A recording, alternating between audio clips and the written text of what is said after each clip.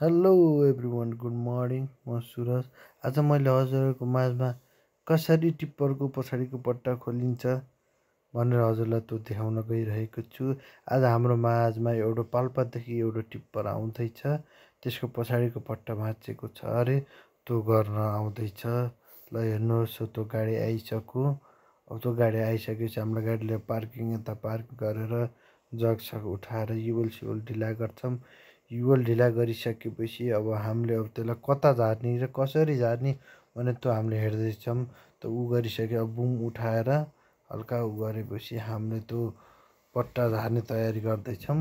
अब बुम उठेपछि हामीले अब त्यसलाई पट्टा झारिसकेपछि हामीले त्यसको क्लेम बोल्टहरू खोल्छौँ। यसको मेन पट्टा भाँचिएको छ। क्लेम खोलिसकेपछि यसलाई सबै चिरालेर उता लगाएर मेन पट्टा र सेकेन्ड मिलाएर पिटेर हामीले यसलाई फिट गर्छौँ।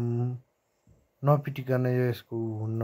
पिटेर उता लैसकेपछि हामीले सेट गरिसकेपछि यसलाई हामीले चढाउने सबैलाई मिली गरेर हामीले चढाउँछौँ। चढाइसकेर यो गाडी भ्याइन्छ अनि यो गाडी आफ्नो गन्तव्यतिर लाग्छ।